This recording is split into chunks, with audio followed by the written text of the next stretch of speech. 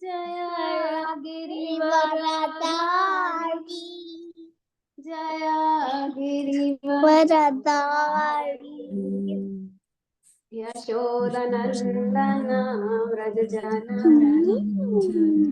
Yamuna Tira Vanachari. Sing, everyone, sing.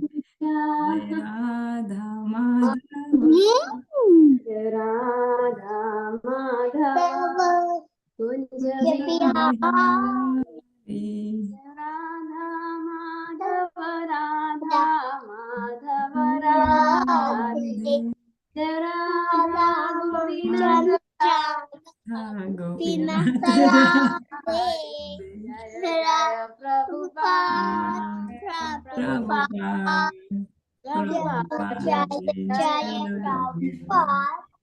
Nityai Gaur Hari Bol.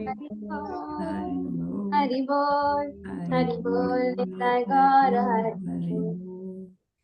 Hare Krishna, Hare Krishna, Hare Krishna, Krishna Krishna, Hare Hare, Hare Rama, Hare Rama, Hare Rama. Okay, let's start. Thank you for singing. Ivana, sit here in one place. Don't jump around. Okay. Anyone you like to watch videos? Yes. So we learn about Krishna.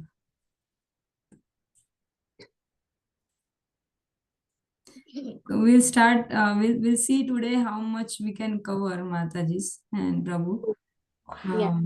Then otherwise next week I'm planning to have a short quiz on chapter 1 and 3.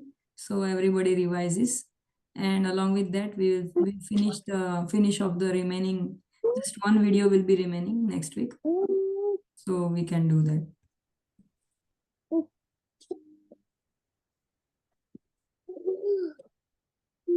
Okay.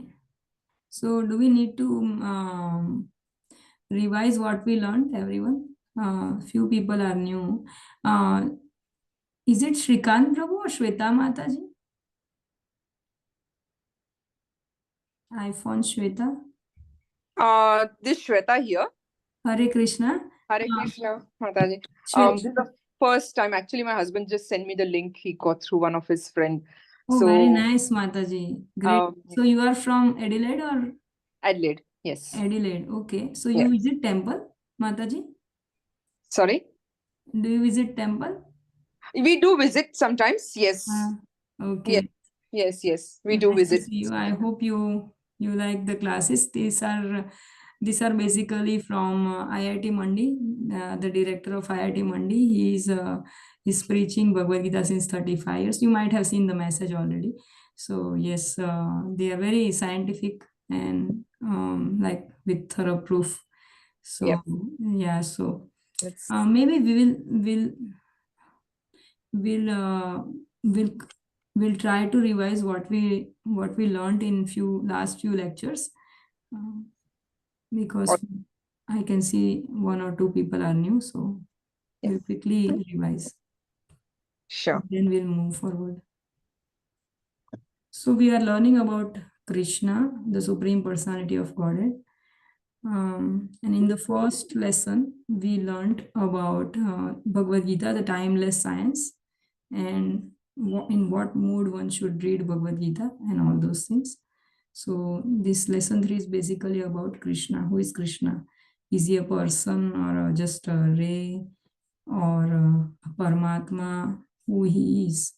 So it contains about 9 videos of His Grace Leela Purusham Prabhu, and this is a literature which we have provided in the group, and for the new people, I can give you again in your own personal mailbox.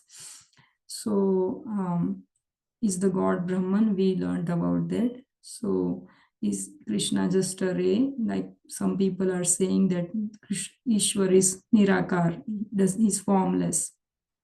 So is he formless or? So we learned about some few verses from Brahma Samhita and Srimad Bhagavatam. So it says in Srimad Bhagavatam, Vadanti Tattva Vidas Tattvam Yagnanam Advayam Brahmeti Paramatmeti Bhagwaneti Shabdyati. So the absolute truth can be defined in three forms. It might be Brahman, Paramatma, or Bhagavan. So Brahman is just the effulgence of Krishna. Paramatma is sitting right in our heart, and Bhagavan is the highest realization. So Bhaga and Van, he who is having all the six kinds of opulences. The six opulences are full of knowledge, full of wealth, full of beauty, full of renunciation, strength, fame. These are the six opulences of Krishna. So only Krishna is the personality who has all these six kinds of opulences in full. No other gods, no human being, nobody has it. So that is why only Krishna can be called as Bhagavan, and all the other gods can be called as Bhagavan, but they are not actually. They are not full Bhagavan. So sometimes we call Bhagavan Ganesh, Bhagavan Shiv, like that. But it is just a layman's language. Actually, only Krishna can be called as Bhagavan, because he has all. And who can have these kinds of opulences? Only a person can have, not the ray, or not a soul. So he's having personality. He's a personality.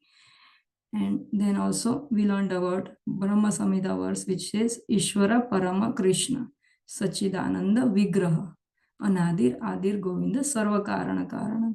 So in Brahma Samhita, Lord Brahma describes Krishna's personal features, and he also says Ishvara Parama Krishna. So Krishna is the supreme personality of Godhead. Godhead means head of all the gods, Maheshwara. Okay, so and he has his Sachid Ananda and Vigraha. So full of eternity, knowledge, and bliss. And Vigraha, he has a form. And although he is the oldest, he's endless also. He's newest also. Although he is the oldest, he's Navayavanam cha. In Brahma Samhita, Lord Brahma says Adyam Purana Purusham Navayavanam cha. So he doesn't cross 16 years of age. So it must be a person only. So we are trying to explain that how Krishna is a person, not anything else. Okay. So then in Bhagavad Gita also Krishna says that Brahman hi pratishtha. So Brahman effulgence is emanating from me, Krishna says in Bhagavad Gita. So if you see a light, there must be a source, right? If we see a sunlight, then there must be a source. So the sun is the source.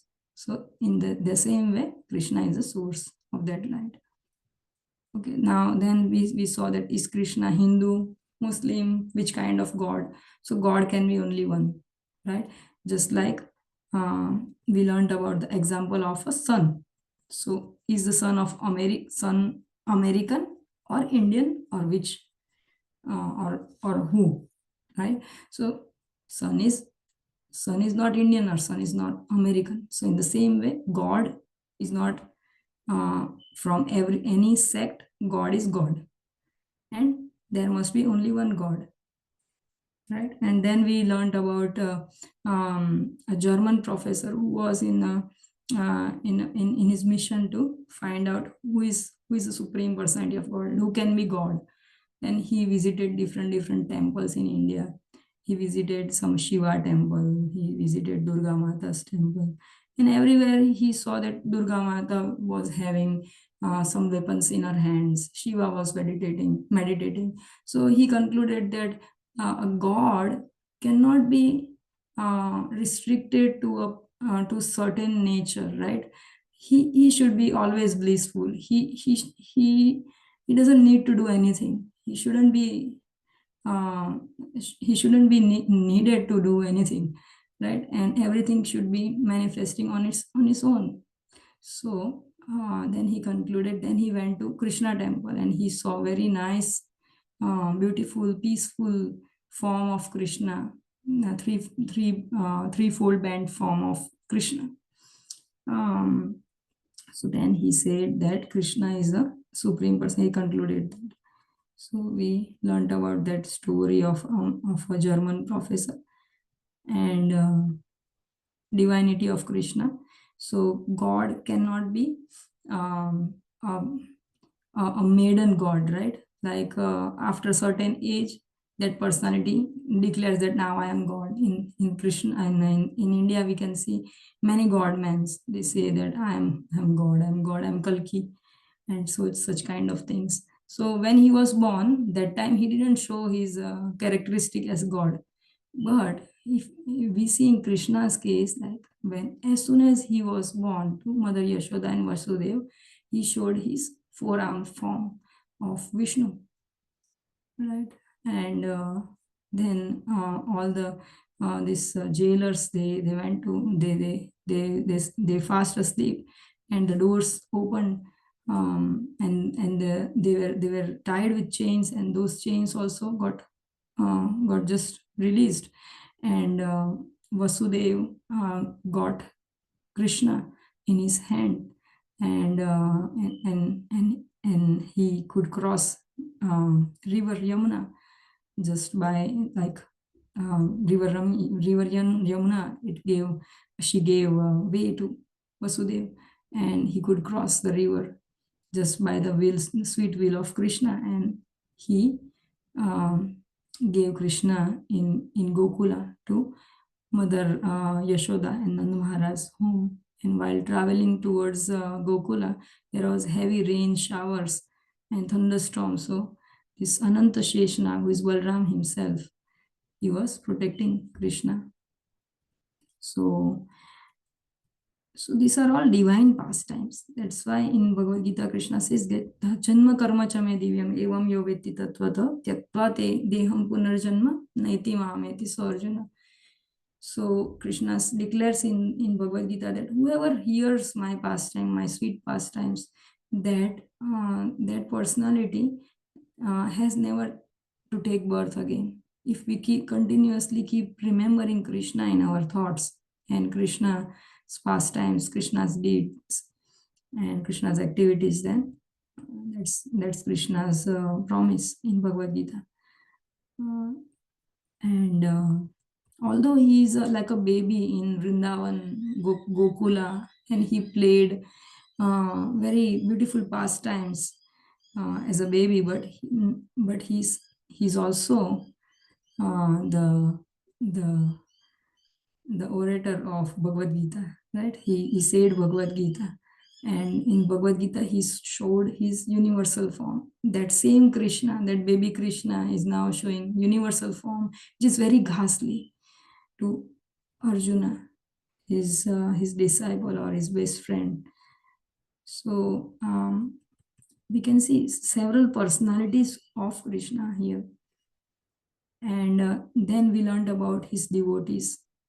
Like we can see from the Chaturshloki Bhagavad Gita, how Krishna helps his devotees. So 10.8 to 10.11 Chaturshloki Bhagavad Gita, in which in 10.8 Krishna says that from me everything emanates. So that's why you should have some relation with Krishna, with me.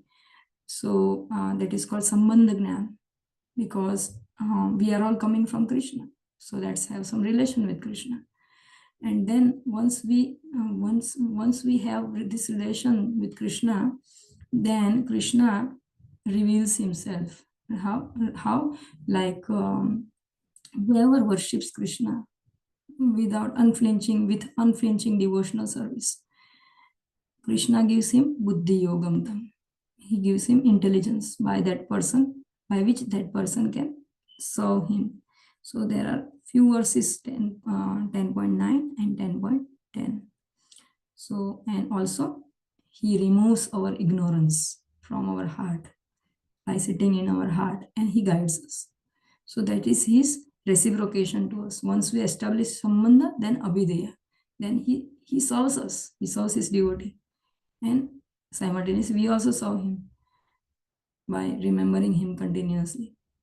And then at the end, he just establishes himself, right? That is 10.11.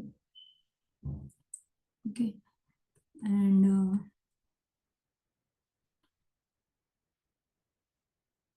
so such kind of example is Dhruva Maharaj.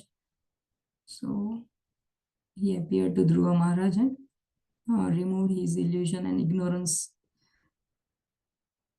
Then we learned about the story of South Indian Brahmana. So to understand Krishna, what is the qualification to understand Krishna? What should be the qualification? Should you be a very learned personality, or IITian or something? No, only or of specific caste of Hindu, or nationality like Indian only can understand? No, anyone can understand. Just like we saw a German professor and the illiterate Brahmana from South India, where Chaitanya Mahaprabhu was once traveling.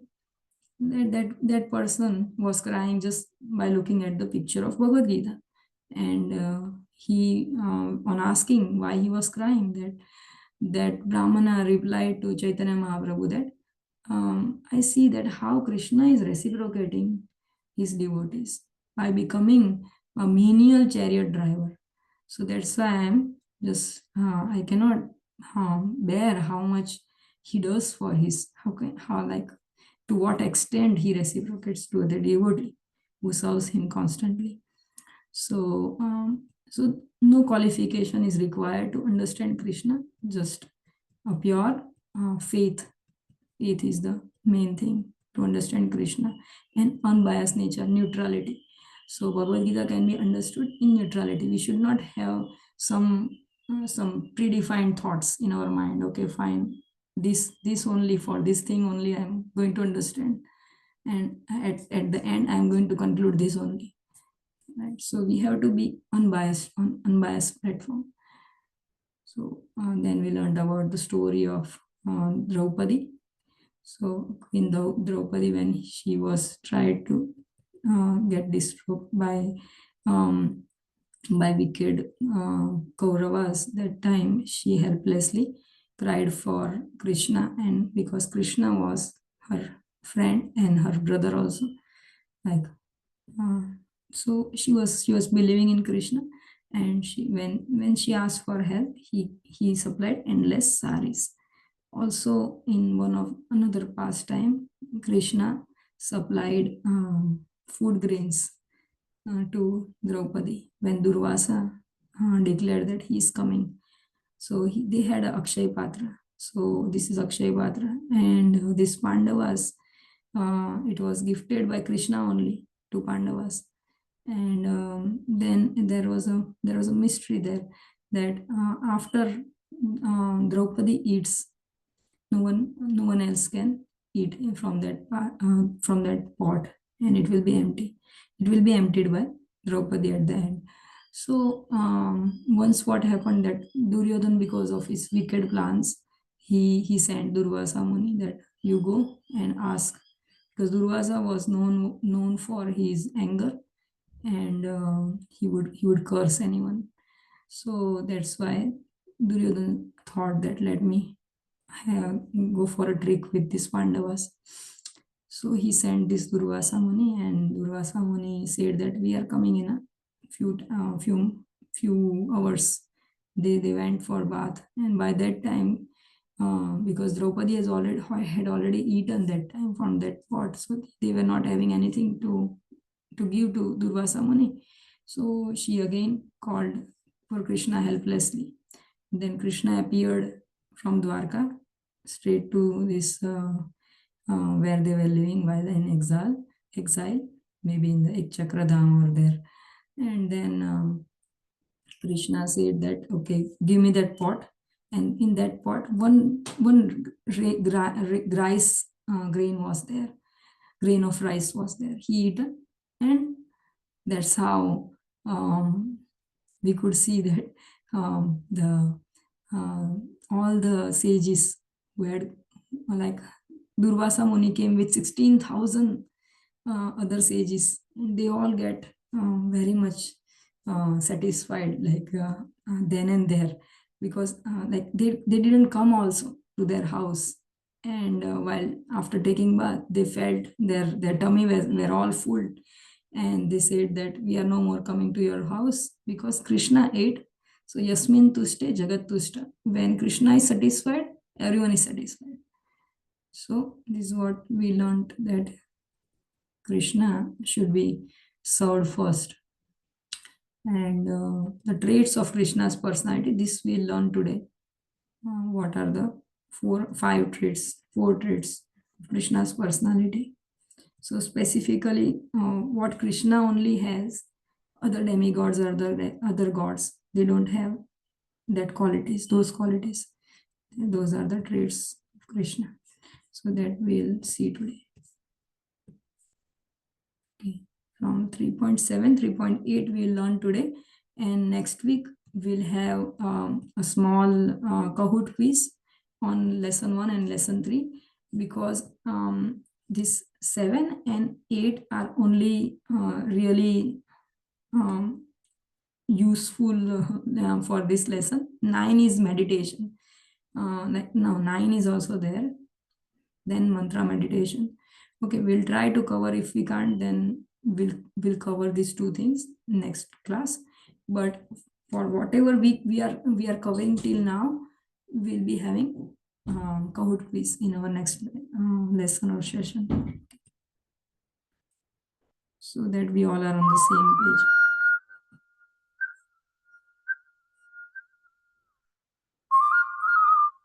Mataji, we are not able to Third see is of Mataji. a person, transcendental person. You cannot hear?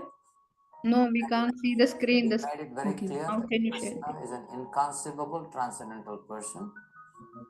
He can reciprocate with unlimited devotees because he has the ability to expand himself in innumerable ways, in innumerable bhava in front of his devotees. Right? So, in this episode, we'll discuss first who cannot understand Krishna as he is. Krishna as he is given in every pages of Bhagavad Gita. He is being described as he is in the pages of Puranas, Srimad Bhagavatam. But why we are not able to understand him? Who is that person who cannot understand Krishna as he is? In verse number 7.25 of Bhagavad Gita, Krishna says that not everybody can understand him. Naham prakasaha sarvasya yogam aya samabritaha mudhoyam navi janati lokamamajam abhyayam. I am never manifest to the foolish and unintelligent. For them, I am covered by my internal potency. Therefore, they do not know that I am unborn and infallible. So to the foolish and unintelligent, Krishna will never manifest. Even when Krishna was present in this world 5,000 years ago, Duryodhana could not recognize him. Not only Duryodhana, so many could not understand who is Krishna. Salva could not understand. Panduraka considered himself, who is a demon, he considered himself to be God himself. And so many they could not understand. Kamsa could not understand. Jarasandha could not understand Krishna. They were all envious of Krishna. So when we become envious of Krishna, Krishna's illusory energy, Maya, puts a curtain in front of our eye. And hence, we cannot see Krishna. To be able to see Krishna, we need the special blessings of his devotees, his pure devotees. Nivrutattarsairupagyamanat bhavau sadasrotra manobhirama kauttama sloka gunanuvadat Puman virajyate vina pashugnat. So here Maharaj Parikshit saying only a butcher. There are two categories of butcher. One butcher is who kills animals in a cruel manner. Butcher. In slaughterhouses, those who kill animals, innocent animals. Or a person who is killer of the self. That means who do not believe that there is soul. Those who do not understand that soul is eternal. I am soul, I am Atma, I am eternal, I am Brahman, I am part of Krishna, part and parcel of Krishna. Like that, those who do not have any understanding, those who think that they are simply a material combination, such people, killer of soul, cannot understand Krishna as he is. Any serious seeker of truth can understand Krishna as he is, provided the topics of Krishna are being described by a Paramahansa, a person who is absolutely freed from any material disease.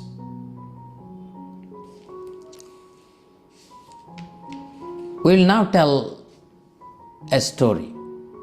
We will narrate a story. Once Duryodhana, in order to show off his opulence, employed many expert chefs in preparing thousands of foodstuffs for Krishna. He arrogantly thought that Krishna was a cowherd boy and he would at best know how to eat butter. He decided to show Krishna how many varieties of foodstuffs one can enjoy. But when Krishna arrived, he did not even look at those preparations. He went to the house of Vidura, who was a dear devotee of the Lord. Vidura was not there, but Vidura's wife, also a devotee of the Lord, was present. Seeing the Lord at home, she became overjoyed and anxious to serve him. In her excitement and anxiety, she began serving the Lord with some bananas that were lying in her kitchen. However, she was so excited that as she was peeling up the bananas, she kept throwing up the bananas and feeding the peels to Krishna. And Krishna was actually eating those banana peels. So this is something that we have to understand, that Krishna cannot be understood by mundane logic, but by having transcendental emotion, transcendental attachment for Krishna, by hearing from the right sources. Right? So here, Duryodhana thought he will be able to captivate Krishna by his opulence in the form of palatable dishes. Krishna even didn't go to his palace. He even didn't look at Duryodhana's opulence. What opulence Duryodhana has? By mere will, Krishna can manifest trillions and trillion times opulences that even Duryodhana can comprehend or imagine. So, but Krishna accepts our devotion. So when he went to Vidura's hermitage, Vidura's ashram or Vidura's house, there his wife fed him the peels of banana instead of banana, being in ecstasy, and Krishna ate it.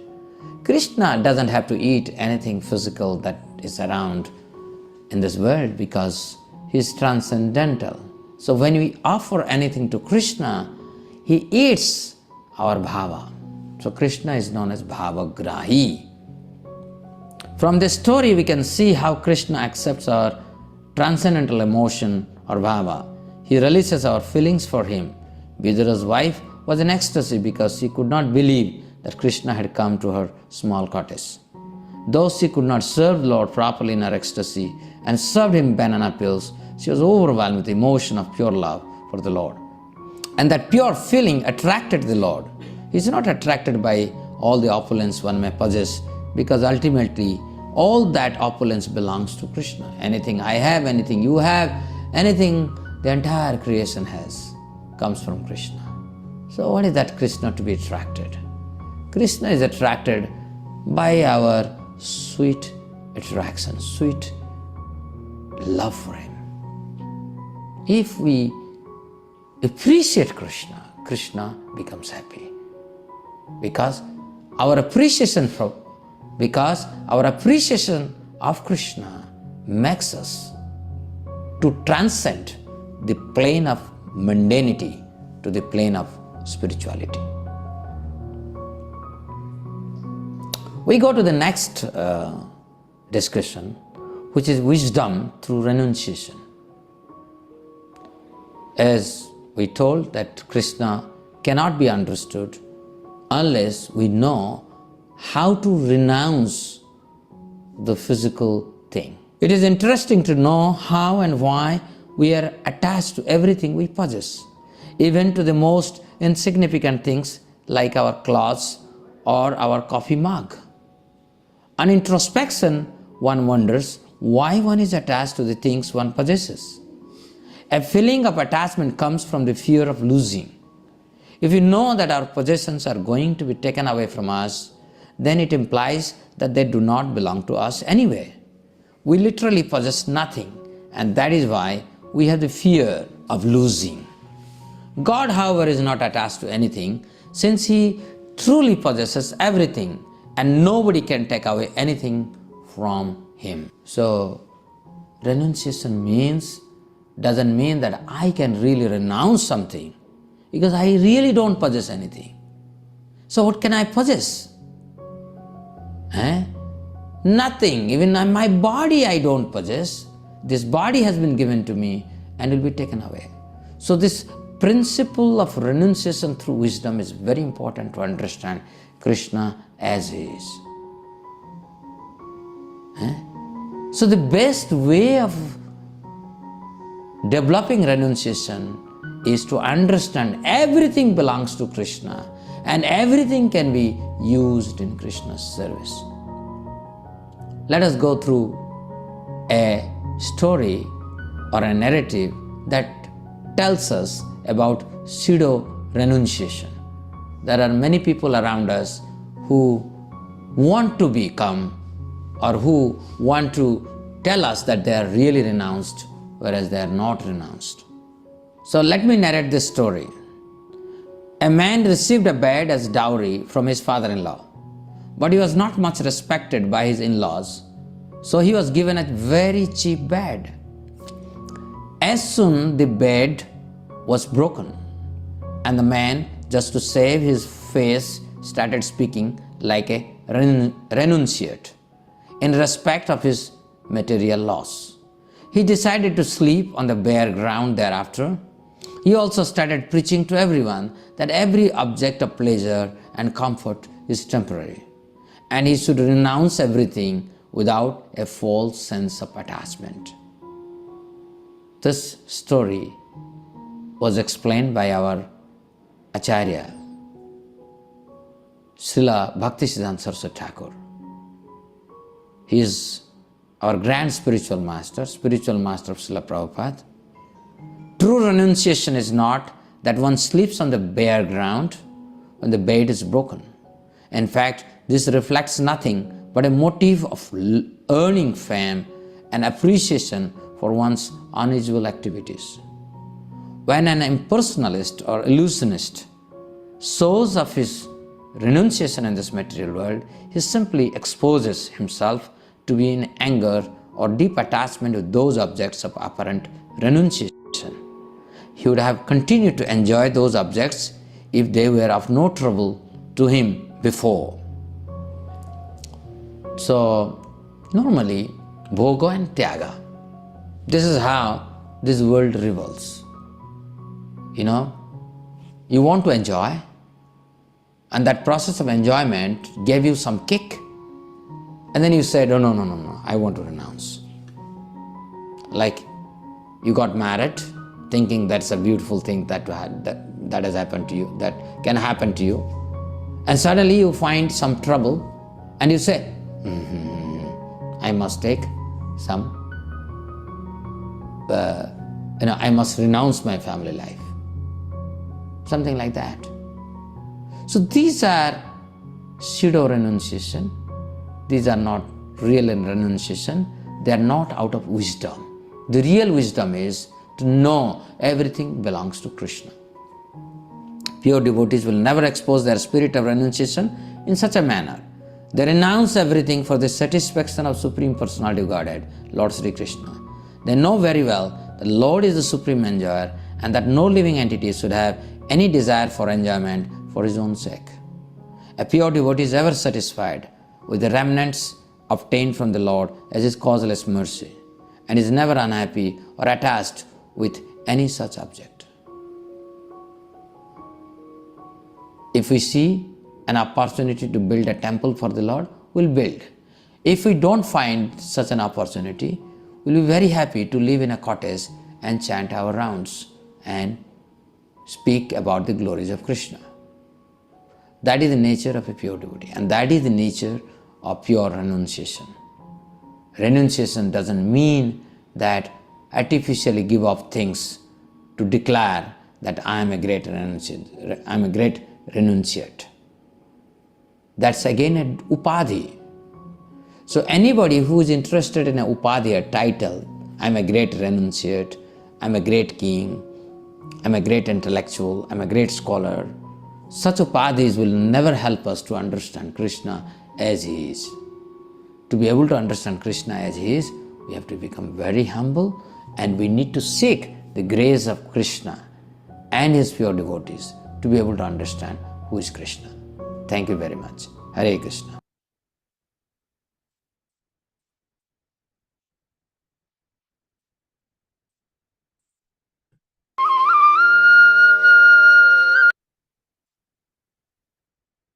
So we'll go to the next one. This was all right. This video must have understood.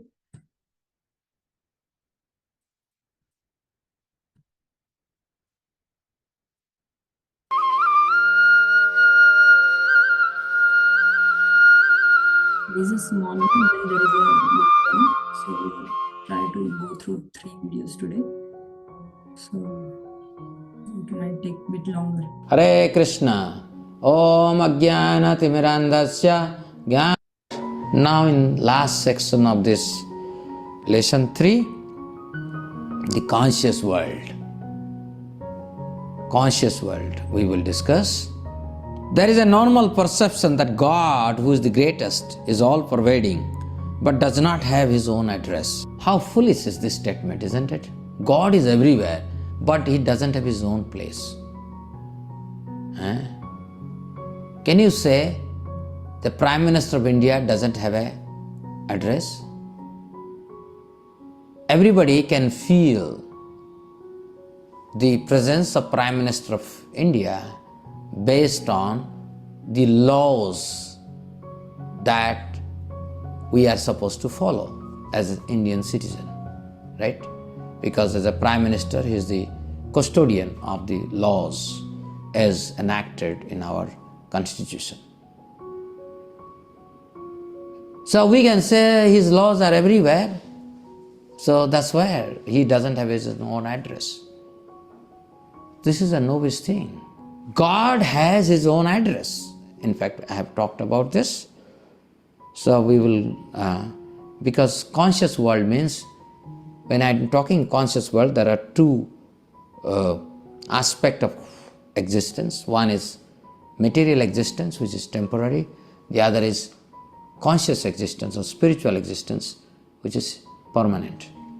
So one is Chidakasa, the conscious space. The other is Jadakasa, the inert space, material space. So there is a distinction between a conscious space and material space. And Krishna resides in conscious space, not in material space. This is not correct. Lord Krishna has his own address. He permanently stays in the capital divine city, Goloka Vrindavan, the topmost planet in the spiritual sky. And this is not I am saying, this is Brahmaji is saying. Chintamani prakara sadmasu kalpa vrukya lakya vritesu suravira vipalayantam ananda chinmaya rasa pratibhavitavis tavir eva nijarupataya kalavi goloka eva nivasati akhilatma bhuto govindamadi purusham tamaham bhajami. This is from Brahma Samhita 5.37. The Supreme Personality of Godhead, Govinda, the one who enlivens the senses of everyone by his personal bodily rays, resides in his transcendental abode called Goloka. Yet he is present in every nook and corner of his creation by expansion of happy spiritual rays, equal in power to his personal potency of bliss. This is very important to note, that Krishna has his own original abode, although he is pervading through Brahman, which is his spiritual effulgence. And this very Brahman has equal potency as that of himself, because this Brahman, the source is Krishna. So Krishna has a address, that is Goloka Vrindavan, Goloka eva nivasati. So he resides in Goloka. But this Goloka is not a material space. It is a spiritual, conscious space. And this is there in Bhagavad Gita. I have talked about it. But this abode of Lord Krishna is transcendental as described in Bhagavad Gita. Na tadbhasayate suryo, na sasanka na pavakaha, yadgatva na nivartante, tadhama paramam mama. 15.6. That abode of mine is not illumined by the sun or moon, nor by electricity. One who reaches it never returns to this material world. So, just like this material world, we are all blind. Do you know that why we are blind? We are blind because even if you have eyes, there is no fire, no electricity, no sunlight, no moonlight, you cannot see anything. So what is meaning of this eye? You have an eye, but you cannot see unless there is an external support. So this shows that whatever I see is not real, because I'm seeing things using external sources. So whatever I see is external, not internal to me. Whereas in the spiritual world, there is no need for sunlight, moonlight, as well as fire or electricity. Everything is self-effulgent. I can see my within. I'm so effulgent, I can see things as they are. And that is the spiritual space. In a conscious space, we don't require or we don't become conscious of things based on sunlight or moonlight. We become conscious of things around us in spiritual world based on our own divine effulgence, divine ability to perceive them directly. The spiritual world is made up of conscious space, while this physical world is made up of material space.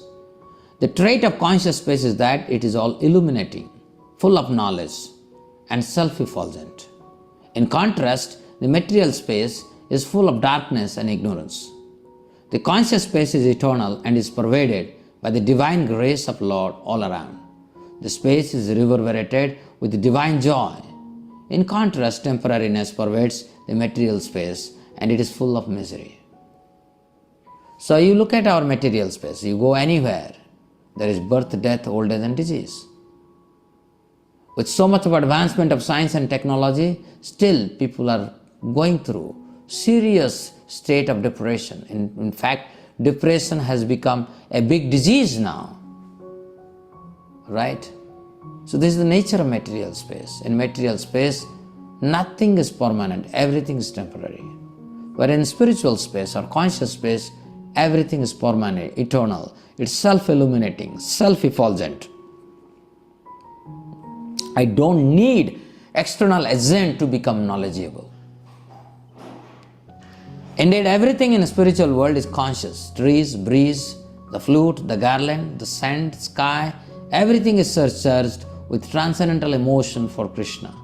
The ultimate perfection is to become a devotee of Krishna. When you become a devotee of Krishna, you become free from material conditioning. All your ignorance will be vanquished. So this is the message of Bhagavad Gita. Message of Bhagavad Gita is that we need to recognize that we are living or we are existing in a mundane plane, although we are supposed to be in the spiritual plane. And this arrangement has been made not because Krishna wants us to be in here, but because we want to be here. We want to enjoy separate from Krishna.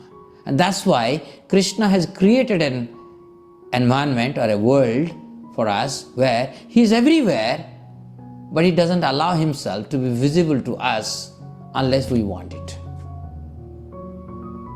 Because everything comes from Him.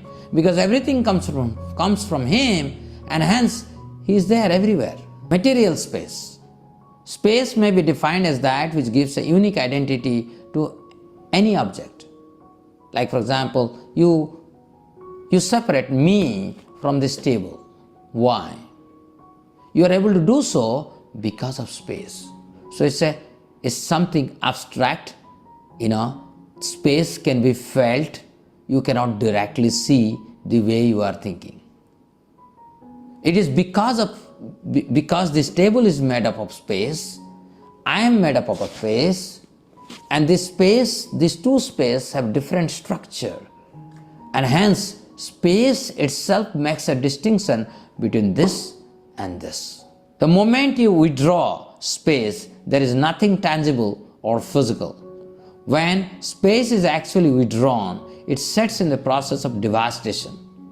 Actually, the space is a manifestation of Krishna's illusory energy. Imagine, you close your eyes and stand still and just think of the space is being withdrawn. Right? So there is no space. What will happen? Everything will converge towards a point. That means the gross physical world has converged into a point. Even if the gross physical world has converged into a point, still one may claim that I still exist in my mental space. And that can be also withdrawn. So when you withdraw the mental space, you become free from all kind of emotions. And now, still one can claim, I still live in intellectual space. And that space can also converge into a point. So like that, when the entire space is withdrawn, everything collapses to void. So what is that void? According to Shastra, this is not that they all become, everything becomes null and void. No. The all material, sum total of material energy, when space is withdrawn, they become pradhan. They become unmanifested energy of Krishna. So when you do such a meditation by closing your eyes, you will feel as if you are in darkness because space has been withdrawn. Where you are, you don't know. So that's why we come to Shastra and we understand that when space is withdrawn, the gross space, this sum total of material space, they become unmanifested energy of Krishna. The unmanifested energy of Krishna is eternal. And we, the spiritual energy of Krishna, we go and reside in the body of Krishna in the form of Mahavishnu. So material space, when it is withdrawn, you can do, and always it is good to meditate. What will happen? Suppose space is withdrawn. Earth becomes a single point. The cosmos becomes single point. Where are you? So this material space can be withdrawn and it can manifest. So that means material space can contract and expand according to Krishna's desire. But they themselves cannot do it. The material space cannot expand or contract by itself. It can only contract or expand by the Lord's will. Material space has no connection with the spirit soul. However, it is within Krishna. This is possible through Krishna's illusory energy or Maya Sakti. So this material energy or material space is within Krishna. Activities in the material space create more distance between Jiva and Krishna. More mundane activities we do, more association we have with the material space, then we create a distance between us and Krishna, because Krishna and Jiva, they are connected in conscious space. Two individuals may have much physical proximity in material space, however, they may be far apart in terms of their mental consciousness. This implies there exists a hierarchy in material space. That is, two objects can be in proximity in terms of locational semantics, while the same two objects can be far apart from each other in terms of emotional semantics. Okay, that happens, isn't it? Two friends, two people, they become very good friends. They started living in one place, and suddenly, in emotional space, they found out later it doesn't work. So they have to be separated. They have to part their ways from each other. Similarly, husband and wife, they got married, they wanted to be under a single roof, but after some time they find emotionally, intellectually they are not matching to each other, and then there is separation. So these are all material space. Our emotion, our intellectual concepts, they're all within material space. This material space has hierarchy. In one specific space, like gross space, I may be very close to each other. But in emotional space, we are far from each other. And just to tell you, India and Pakistan, they are very close to each other, but as an identity, we are very far from each other. We consider each other to be enemy. This is material space. Unfortunately, we do not have a semantic understanding of material space as of now within current science. But Bhagavad Gita states that this space consists of temporary existence, ignorance and misery. We need to contemplate on this space. So material space is Achit, Asat and Nirananda. Asat means temporary, Achit, full of ignorance, and Nirananda, it has no joy. So material space, anybody who would like to contemplate the semantics of the material space, he will immediately get an idea that this space is not meant for me. Because there is temporary things, temporariness pervades the material space, and it is full of ignorance as well as distress. The semantics of the material space has not been understood by the modern scientist. And this is something that needs to be done, because people are not able to understand that this material space is not me. Everybody is identifying with the material space, but they don't recognize my quality. The quality of Atma is different from the quality of this material space. And understanding Krishna as He is requires our own understanding that there is a difference between conscious space and material space. So, thank you very much for our discussion on the space, Krishna's address. We talked about Krishna's address. Krishna has a definite address. God has an address. Please try to understand this. Please digest this fact. God has an address. He lives. He has a He has a eternal abode. And that's the key point.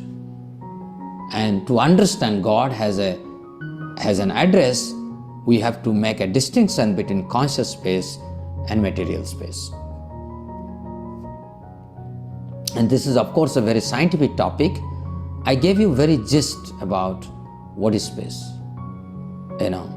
And when we will talk later in elaboration, I'll talk to you how space is defined, how everything is space all around us.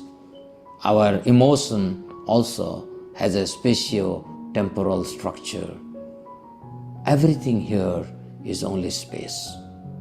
The space is not something, normally people, whenever I ask what is space, they will say, wherever there is a gap, there is some space, there is some empty thing, then that is space. No, space is all around. Space is all pervading. This material existence consists of space, varieties of space. Like in Bhagavad Gita, Krishna says, there are 5 gross space: earth, water, air, fire, ether. So these points we will discuss later, how these 5 spaces are there. And beyond these 5 spaces, another 3 subtle spaces: mind, intelligence, and false ego. So these are all different material space. So this is just an idea. If you start reading more, contemplate on more, you will understand space. This is a more difficult subject, but this is necessary for us to understand who is Krishna, Krishna as he is. Thank you very much.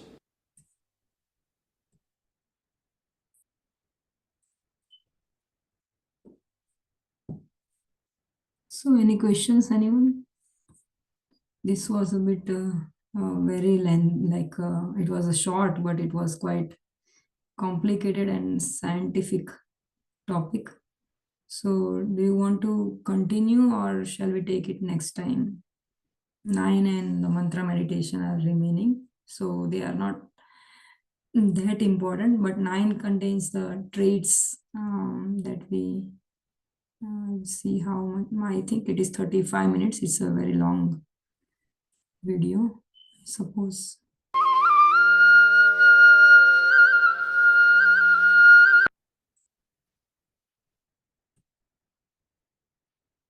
So 27 minutes. So we'll take it next week maybe. And if you have time, we can do it today. What you all say?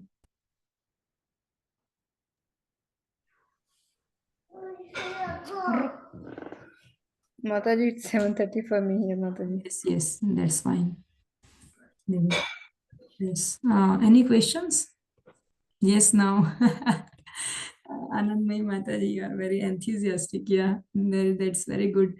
Next week, we'll have a short quiz, just 7-8 questions on lesson 1 and lesson 3, sorry. Lesson 1 and lesson 3. Short Kahoot quiz we'll have. And then we'll try to complete what we left in lesson 3 in next class. If we can't, then I'll see. Mantra meditation is not that important part. We can leave that aside. So we'll see how much we finish. Yes, Harish Prabhu.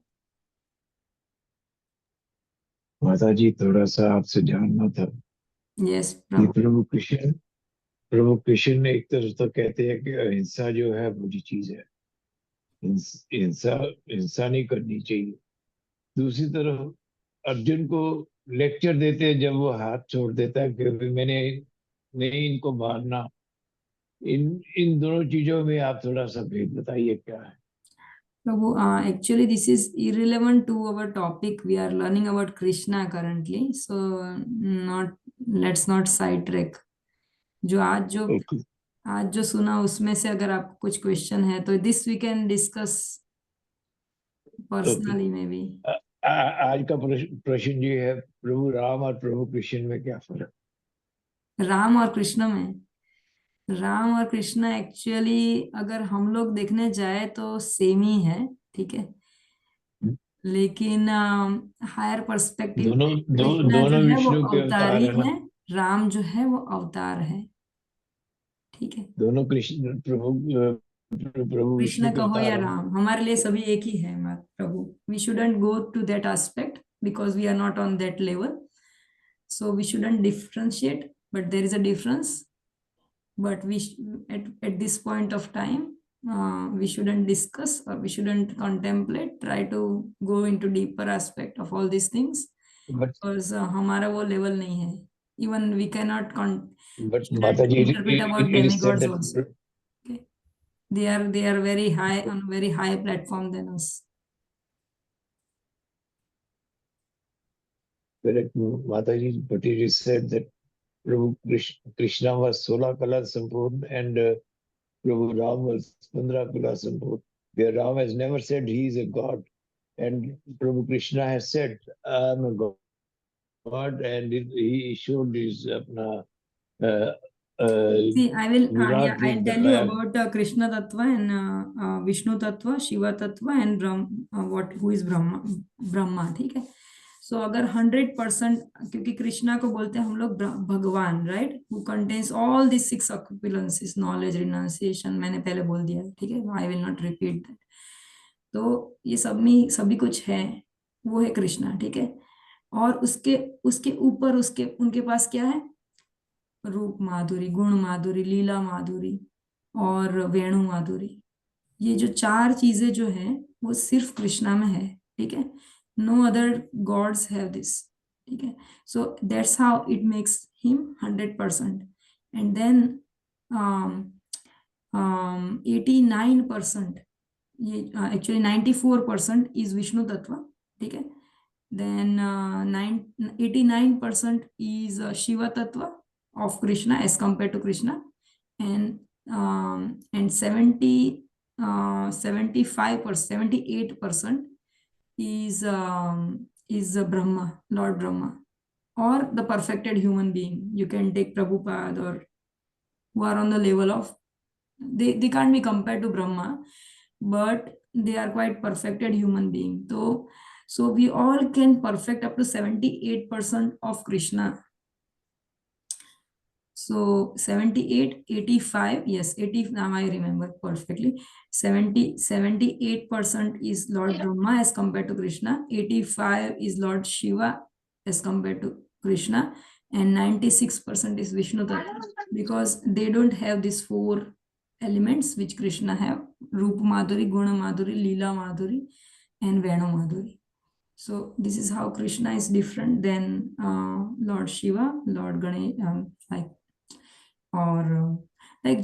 see, all the demigods come under the Jiva Tattva, and Brahma is the first Jiva Tattva. Okay, so all the perfected Jiva Tattva, all the demigods, they are 78%. Let us take, and all the other perfected human beings, if we want to consider them, we can go up to 78%. We can't cross 78. उससे ज़्यादा हम लोग नहीं कर सकते, ठीक है? So this is what we are required to understand up to this. और उसके बाद में ज़्यादा अंदर डीप जाने की हमें बहुत ज़रूरत नहीं है कि ये सब में इतना सारा डिफरेंस क्या है, क्यों है. तो thank you, Mataji. ईश्वरा परम कृष्ण सच्चिदानंद विग्रह अनादिरादिर गोविंद सर्व कारण कारणम. Let's focus on Hare Krishna, Hare Krishna. Krishna, Hare Hare, Hare Ram, Ram Ram, Okay. Hare Hare. Thank you so much, Prabhu. Hare Krishna. Any other questions? So we'll have Kahoot quiz next week. Please come prepared. Lesson 1 and lesson 3. I have shared the literatures, and for the new people, I will again share the literatures. And we have recorded classes on the YouTube. I have shared the playlist with you. And the YouTube videos, they are there available in the playlist itself for lesson 3, the separate YouTube videos for which you don't have to go inside the classes and just open the classes.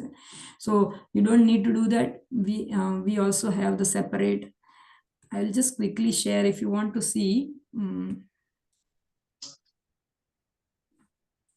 I'll open my our Learn Gita, Live Gita YouTube channel, and I'll show you quickly in what manner they are situated, so that you can find out quickly. Okay, so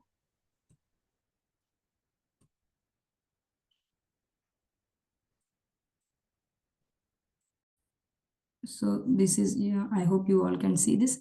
So these are the playlists available. Okay, so in that you go to 5 aspects of Bhagavad Gita.